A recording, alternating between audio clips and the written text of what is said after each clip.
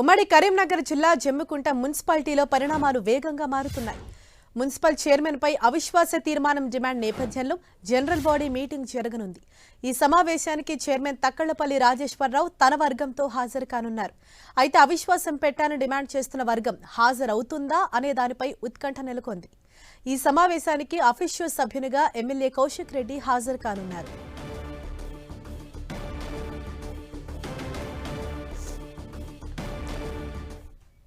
ఇదే విషయంపై మరింత సమాచారాన్ని మా ప్రతినిధి సతీష్ అందిస్తారు. సతీష్,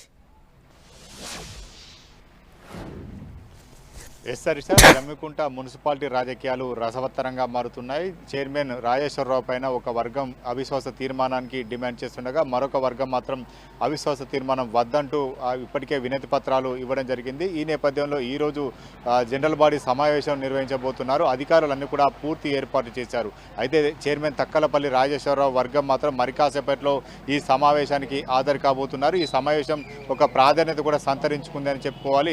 ఇందులో ఎక్స్ అఫీషియల్ సభ్యునిగా ఎమ్మెల్యేగా ఉన్నటువంటి కౌశిక్ రెడ్డికి సభ్యత్వం ఇవ్వబోతున్నారు. ఇప్పటికే మెజార్టీ కౌన్సిలర్లంతా కూడా క్యాంపులు తరలి వెళ్ళారు. దాదాపు 30 మంది మున్సిపాలిటీ పరిధిలో 30 మంది కౌన్సిలర్లు ఉన్నారు. ఇందులో మెజార్టీ కౌన్సిలర్ల సంతకాలతో ఇప్పటికే కౌశిక్ రెడ్డి కలెక్టర్కు వినతి పత్రం ఇవ్వడం జరిగింది. అవిశ్వాస తీర్మానం వద్దంటూ కౌశిక్ రెడ్డి ఆధ్వర్యంలో కౌన్సిలర్ అంతా కూడా కలెక్టర్ కలిశారు. మరొక వర్గం కాంగ్రెస్లో చేరినటువంటి పునగంటి మల్లయ్య వర్గం ఇప్పటికే క్యాంపుల్లో కొనసాగుతుంది. అయితే ఈ సమావేశానికి ఈరోజు జరిగేటువంటి సమావేశానికి మల్లయ్య వర్గం మాత్రం హాజరు అవుతలేనట్లుగా సమాచారం అందుతుంది. ఒక వర్గం మాత్రమే ఇటు సమావేశానికి హాజరవుతున్న నేపథ్యంలో మున్సిపాలిటీ వద్ద పోలీసులు బారికేడ్లు ఏర్పాటు చేశారు.